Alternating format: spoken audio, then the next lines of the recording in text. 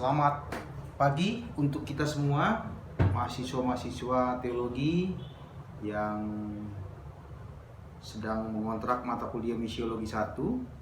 Hari ini kita bertemu dengan kuliah kita untuk seri yang kedua. Setelah kemarin saya memaparkan kepada kita misi dalam hubungannya dengan sejarah gereja dunia, maka saat ini secara spesifik kita akan melihat bagaimana misi dalam sejarah gereja di Indonesia. Kuliah ini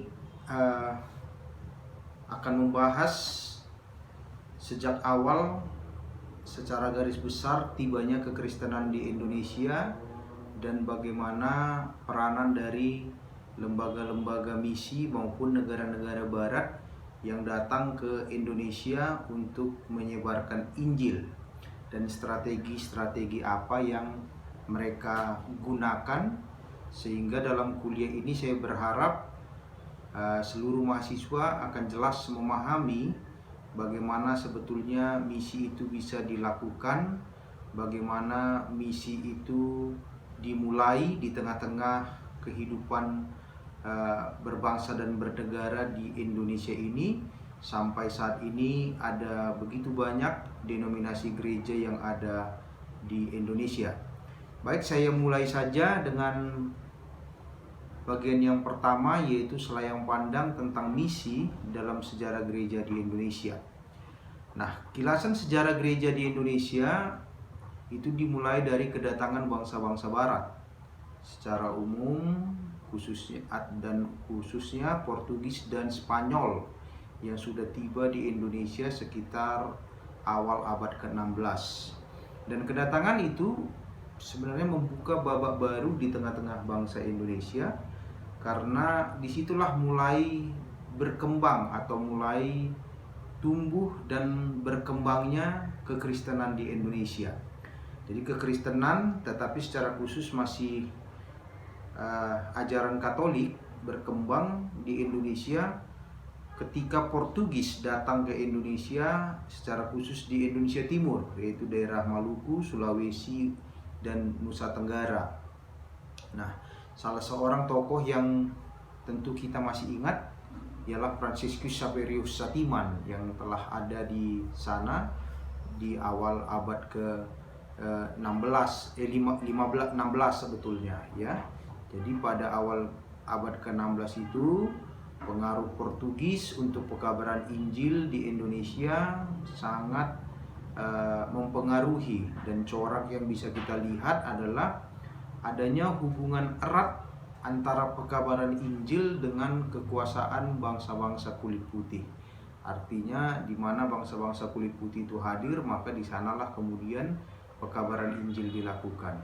Nah, yang kedua, ciri umum yang bisa kita teliti adalah betapa dangkalnya pengajaran agama-agama ketika itu, karena kebanyakan tidak dimulai dengan katekisasi yang baik atau perjumpaan yang baik, tetapi hanyalah sekedar ikut-ikutan, lalu bisa juga karena pengaruh perdagangan, itu yang membuat mereka menjadi orang Kristen ketika itu. Lalu, tetapi meskipun seperti itu, yang patut dicatat, yang menjadi corak pada kekristenan ketika itu adalah bahwa orang yang sudah masuk ke agama Kristen, mereka sangat setia kepada ajaran yang dianutnya ini. Maksud saya, kekristenan itu dan kesetiaan itu bisa kita lihat secara mengagumkan, ya. Nah, berikutnya kita akan melihat perkembangan agama Kristen di Indonesia di dalam beberapa era. Maksudnya periode waktu yang berkenaan juga dengan sejarah di Indonesia, sejarah kekristenan di Indonesia, dan yang mungkin kalian juga sudah mendapat gambarannya dalam kuliah sejarah agama Kristen di Indonesia. Nah, periode waktu yang pertama yang bisa kita lihat tadi seperti yang saya katakan adalah masa Portugis. Jadi ketika Portugis tiba di Indonesia dan mereka masuk ke Indonesia Timur, maka kalau di daerah Sumatera, Jawa, dan di situ juga sudah mulai masuk Islam, ya. Jadi dari Tetapi meskipun demikian, dari sudut pandang politik kita melihat bahwa semua keadaan masyarakat relatif kompak ketika itu. Meskipun sudah ada yang Islam, ada di pesisir-pesisir Jawa dan pesisir-pesisir Sumatera itu, tetapi mereka kelihatannya bisa hidup berdampingan dengan baik dengan orang-orang yang masih menganut agama suku dan juga dengan kedatangan bangsa Portugis dari Eropa. Jadi, tetapi dari situ kita lihat karena memang daerah-daerah pesisir itu, misalnya kerajaan Banten, kerajaan Demak, atau kerajaan Samudra Pasai di Aceh misalnya seperti itu, di sana misi tidak bisa terlalu berkembang karena mereka sangat menghormati apa yang sudah dipeluk oleh orang-orang yang ada di situ. Itulah sebabnya kekristenan pada akhirnya lebih berhasil di Indonesia bagian timur. Jadi di Indonesia bagian timur kekristenan bisa ditanamkan karena memang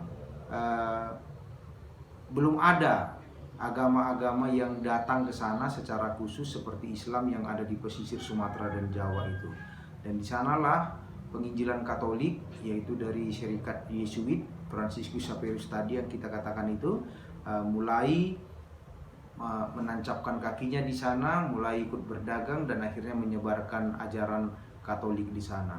Dan di sana mereka mendirikan benteng-benteng, Portugis mendirikan benteng misalnya di Ternate, misalnya di Maluku seperti itu, dan di Sulawesi Utara. Itu yang membuat kekristenan secara atau Katolik di sana bisa berkembang. Tetapi kemudian kita juga tahu ada beberapa daerah di Maluku yang juga sudah dikuasai oleh kerajaan Islam, misalnya Ternate seperti itu, ada kerajaan Islam.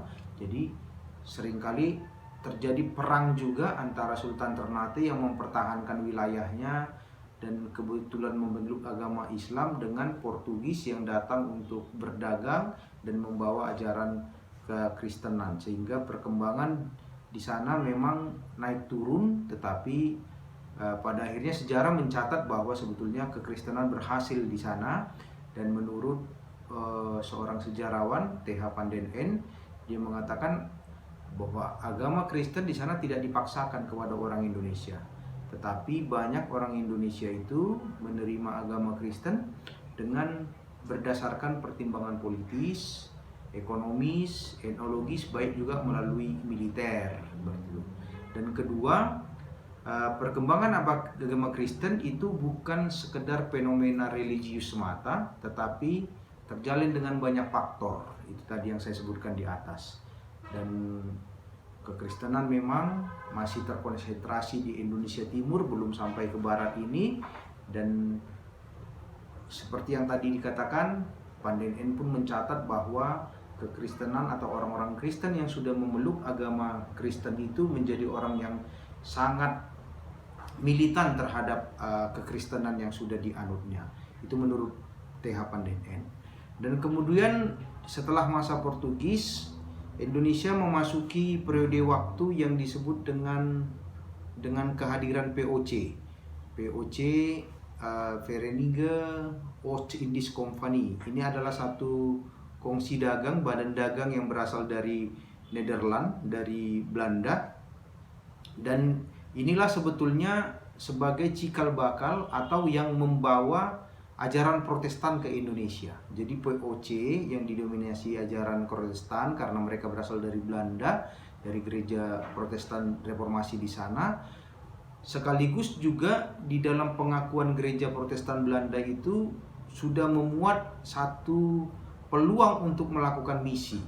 Artinya dalam pengakuan gereja Belanda, gereja Protestan Belanda, di pasal 36 mereka mengatakan bahwa POC itu dititipkan tugas untuk juga mewartakan Injil kepada masyarakat yang mereka jumpai. Namun seperti biasa, kongsi dagang ini tidak terlalu konsentrasi untuk melakukan itu karena mereka lebih berkonsentrasi untuk meraup keuntungan secara materi lewat penguasaan dan monopoli dari perdagangan hasil bumi. Oleh karenanya ketika POC ada di Indonesia, sejarah mencatat kekristenan tidak terlalu berkembang.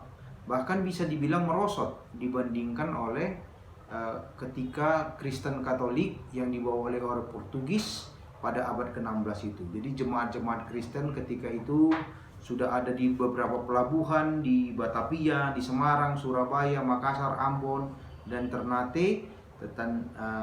Tetapi secara jumlah dia tidak signifikan karena pada zaman POC ini gereja-gereja itu disebut juga dengan jemaat benteng. Artinya apa? Artinya di mana ada bentengnya orang POC, maka disitulah kekristenan bisa dilakukan. Disitulah kekristenan ada. Jadi selalu berhubungan dengan keberadaan POC itu sendiri. Sementara masyarakat-masyarakat yang jauh dari benteng, dia relatif tidak tersentuh oleh kekristenan itu sendiri. Nah, dan ini juga kekristenan juga tidak terlalu berhasil di zaman POC karena Islam yang ada di lebih dahulu di daerah itu, mereka juga menentang habis-habisan ajaran kekristenan yang dibawa oleh POC itu. Jadi kalau kita melihat lagi apa yang dituliskan oleh Panden N, dia mengatakan bahwa usaha-usaha mengabarkan Injil dan menanamkan di gereja selama waktu 2,5 abad ini adalah dengan hasil yang mengecewakan. Karena apa? Karena kalau melihat dari segi jumlah, maka orang-orang yang masuk Kristen cuma kira-kira 100.000 orang. Dan kalau dibandingkan dengan kemajuan yang dicapai oleh Islam pada kurun waktu yang sama, maka kekristenan itu belumlah apa-apa. Jadi apa yang bisa dilihat menurut Panden N, paling-paling hanya daerah Maluku, secara khusus Maluku Tengah lah, kekristenan itu agak lebih mantap, tetapi di luar itu tidak terlalu menggembirakan. Itu yang dikatakan oleh Panden N. Nah, itulah di masa POC.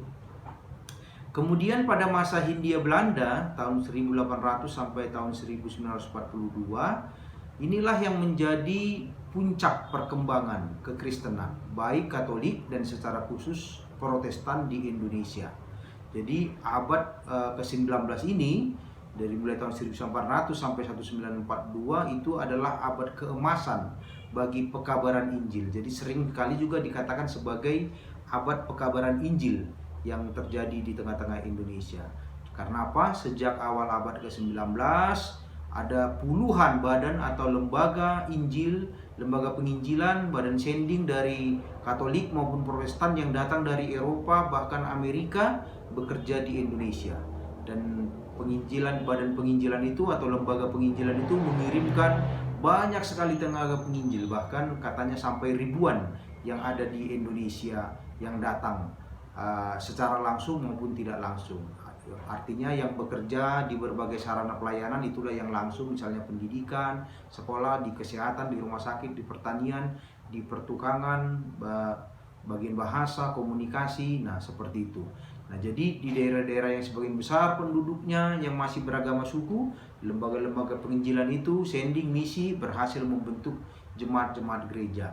Nah, itu kita juga lihat juga, kalau kita ingat HKBP sendiri lahir 1861, ada di abad pekabaran Injil ini. Jadi lembaga-lembaga sending itu, penginjilan itu juga tidak hanya mendirikan gereja, mereka juga mendirikan sekolah, mendirikan rumah sakit, lalu mendirikan banyak jemaat-jemaat lokal. Nah, di sanalah kita lihat ada HKBP, ada GEMIM, ada gereja Protestan Maluku, gereja Masehi Injil Timur, gereja Kristen Jawa, gereja Kalimantan, gereja Toraja, gereja Halmahera, gereja Sangir Talaut, gereja Papua, BNKP, GBKP, GKS, Metodis. Nah, semua lahir pada abad pekabaran Injil itu. Dan nanti pada tahun 1950, ketika DGI ada di Indonesia, gereja-gereja itu kemudian bersekutu di bawah satu lembaga, Dewan Gereja-Gereja, yang sekarang berubah namanya menjadi PGI, Persekutuan Gereja-Gereja di Indonesia. Jadi lembaga-lembaga penginjilan dari barat itulah yang melakukan itu, dan mereka menarik dari agama-agama suku, dari kebudayaan-kebudayaan yang ada, dan juga melakukan kegiatan juga sosial kemanusiaan, dan juga melakukan pendidikan. Itulah sebabnya kekristenan sangat maju pesat pada abad itu. Dan orang Kristen pun ketika harkat martabatnya sudah ditingkatkan melalui pendidikan, melalui kesehatan, dan melalui pembukaan akses-akses jalan, maka orang Kristen pun pada akhirnya banyak yang menjadi birokrat di tempat-tempat pemerintahan Belanda, karena secara khusus mereka lebih suka memakai orang yang seagama atau orang yang sudah diinjilinya dengan agama Kristen. Itu juga menjadi satu keberhasilan kekristenan ketika itu dalam tanda petik.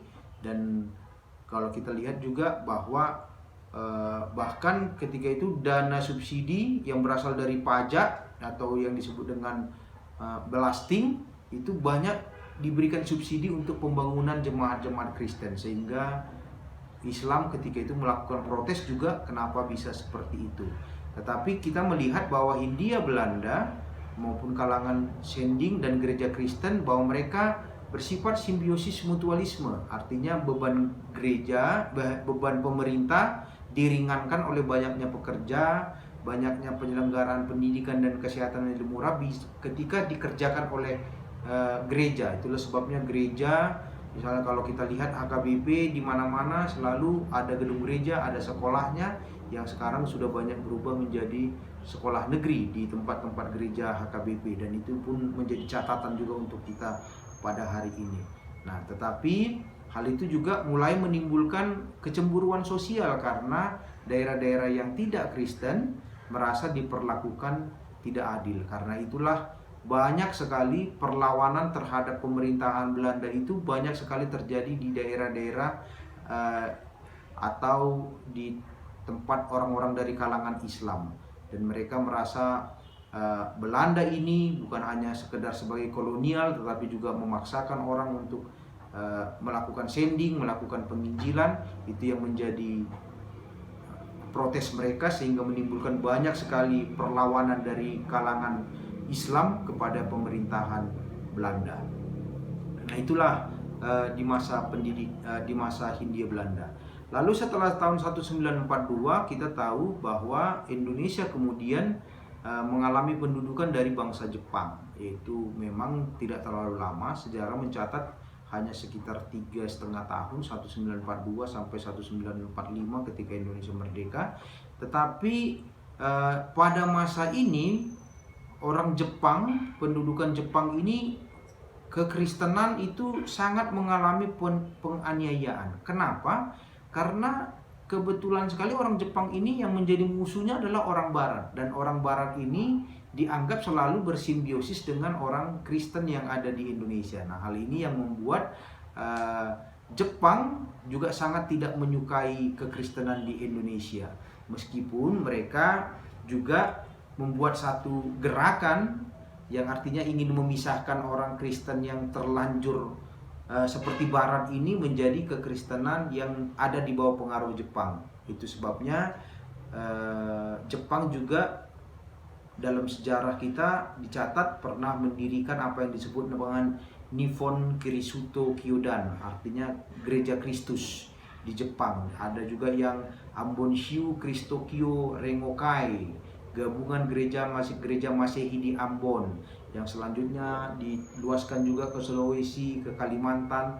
Nah, itu adalah cara Jepang untuk memisahkan atau untuk meminimalisir pengaruh Barat kepada orang Indonesia yang terlanjur orang-orang Kristennya itu kelihatannya identik dengan orang Barat. Oleh karenanya, dan kita juga pada akhirnya sejarah membuktikan ketika pendudukan Jepang banyak sekali orang Kristen yang berjuang melawan penjajahan Jepang, mempertahankan Republik Indonesia. Dan itu yang terjadi sampai di daerah-daerah kita, banyak sekali perjuangan-perjuangan yang dipimpin oleh orang-orang Kristen sendiri untuk melawan kepada pemerintahan Jepang. Apalagi ketika agresi militer Belanda yang kedua juga, yang ingin mencoba lagi, ingin menjajah Indonesia, dan di situ perang kemerdekaan terus berkecamuk. Nah, berikutnya saya akan memaparkan sedikit tentang keadaan misi di dalam masa Orde Lama. Orde Lama kepemimpinan Presiden Soekarno dari tahun 1950 sampai tahun 1965. Nah, di sini kita lihat salah satu perkembangan penting di kalangan Kristen pada periode Orde Lama ini adalah terbentuknya Dewan Gereja Indonesia tahun 1950 oleh 22 organisasi gereja. Jadi DGI itu di awalnya dibidani oleh 22 organisasi gereja, dan tujuan utama pembentukannya ini adalah pembentukan gereja Kristen yang esa di Indonesia. Jadi itu sebetulnya sudah menjadi cita-cita lama bagi gereja Indonesia, dan rumusan ini mendapatkan dasar dari rumusan teologis mengacu pada cita-cita keesaan gereja seperti doa Yesus Kristus di Yohanes pasal 17 ayat ke-21 itu. Nah, di sisi lain memang rumusan ini mengandung muatan politis, yaitu mendukung cita-cita kesatuan negara Indonesia, mendukung NKRI.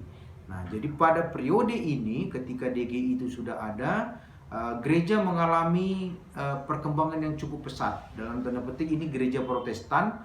Jadi tahun 1950-an ada 22 gereja, kemudian berkembang menjadi 40 gereja, dan inilah yang kita sebut dengan gereja-gereja arus utama sampai pada saat ini, atau gereja-gereja mainstream itu, ya. Nah, lalu kemudian setelah ada gereja itu ya terus berkembang. Gereja-gereja ini melakukan proses-proses bagaimana kekristenan bisa semakin dipahami dengan baik, bisa melakukan penginjilan juga ke daerah-daerah yang belum dijangkau oleh Injil. Sampai tahun 1962 misi ini terus bergerak sampai kemudian, dan kita lihat bahkan ketika itu kekristenan juga mengalami masa jayanya di dalam bidang politik ketika ada Parkindo, Partai Kristen Indonesia, yang salah satu tokoh yang menonjol yaitu Dr. Johannes Lemena, Wakil Perdana Menteri, bahkan beberapa kali dia menjadi pejabat presiden ketika Soekarno mengadakan perjalanan ke luar negeri.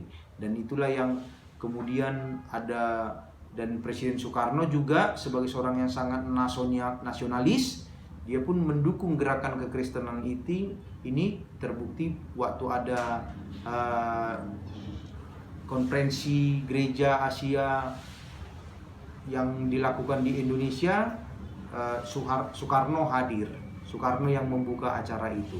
Dan kita juga banyak mendengar seorang tokoh yaitu TB Simatupang yang melibatkan diri dalam kegiatan-kegiatan okumene di Indonesia dan internasional, dan menggagas adanya WCC, menggagas IACC, yaitu gereja-gereja di Asia dan gereja-gereja di dunia.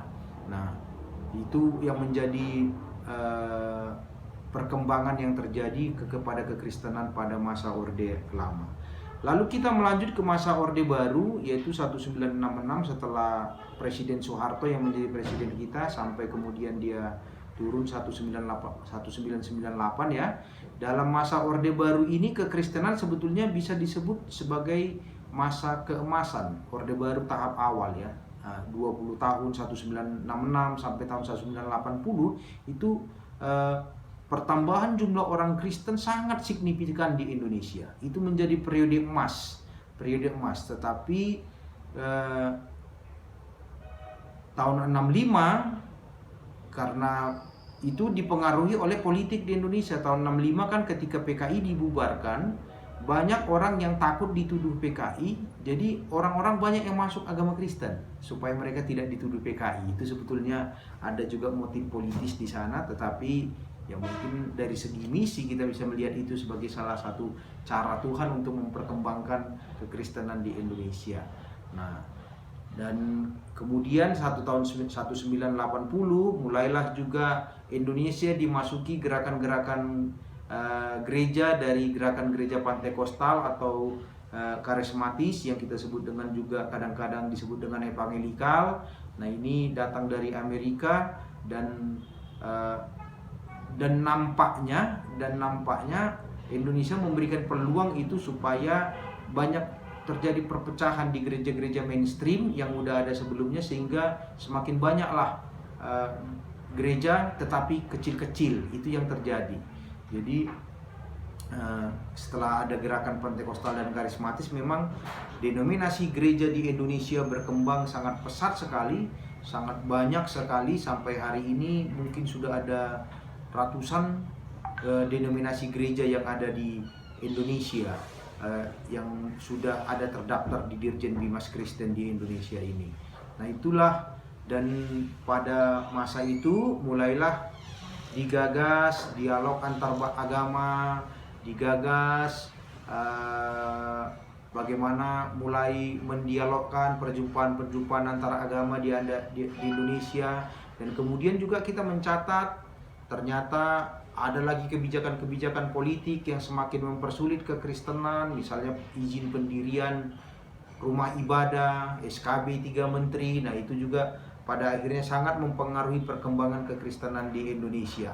Dan itu yang harus kita lihat, bahwa memang naik turun sekali bagaimana gereja di dalam melakukan misinya itu harus memperhatikan banyak sekali faktor-faktor yang terjadi di dalam negeri, di luar negeri, faktor ekonomi, faktor politik, semuanya. Itulah sebabnya saya selalu mendorong kalian semua untuk belajar banyak hal, karena misi memang selalu terikat dengan interdisipliner ilmu.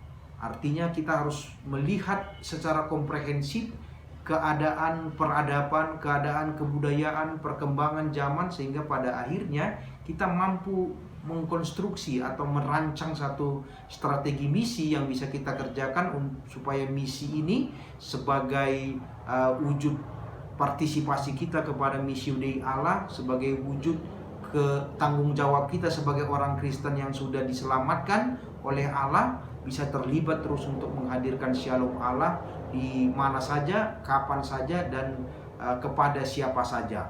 Itulah sebabnya misi tidak pernah dilakukan dengan melihat bahwa inilah yang harus diinjili, inilah yang harus tetapi bagaimana kabar baik harus hadir kepada siapa saja, kapan saja, dan di mana saja, kepada seluruh ciptaan seperti yang Allah inginkan, sehingga shalom Allah itu memang benar-benar hadir dan dirasakan oleh setiap atau seluruh ciptaan Allah di seluruh dunia ini. Nah, saya pikir itu saja dulu kuliah seri 2 kita pada hari ini. Saya berharap kita semua bisa menangkap dengan baik apa yang saya maksudkan dan apa yang menjadi tujuan dari kuliah kita ini. Secara khusus semua mahasiswa bisa memahami bagaimana naik turunnya perjalanan misi, dan bisa melihat bagaimana naik turunnya strategi misi, dan juga melihat bagaimana naik turunnya konsistenan, kesinambungan, ketidaksinambungan dalam setiap pengaruh-pengaruh periode-periode waktu yang ada di dalam dunia ini, di dalam mengerjakan misi yang diberikan oleh Allah. Dan akhirnya saya akan menutup kuliah ini dengan kembali mengingatkan bahwa seluruh mahasiswa silakan menuliskan review dari kuliah ini, maksimal 400 kata, dan kirimkan ke Google Classroom kita di dalam ruang tugas kuliah seri kedua. Dan saya berharap kalian bisa mengirimnya secepatnya supaya kalian juga bisa bersiap dengan baik, karena ujian akhir semester kita sebulan lagi ya. Saya pikir tidak penuh sebulan lagi, jadi kalian masih harus mengerjakan tugas lagi.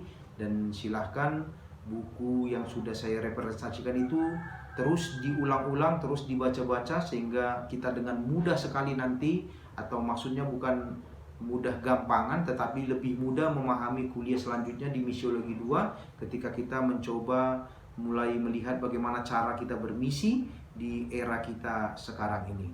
Nah, sekali lagi untuk perhatiannya saya ucapkan terima kasih. Saya ucapkan selamat berjuang, selamat belajar, dan tetap jaga kesehatan, tetap menjaga kehidupan dengan protokol kesehatan yang baik, dan semoga secepatnya kita bisa bertemu kembali di kampus kita tercinta ini, STT HKBP. Dan akhirnya majulah STT HKBP, Horas Ma Dihita, dan selamat berjuang menjadi seorang pembelajar teologi. Horas.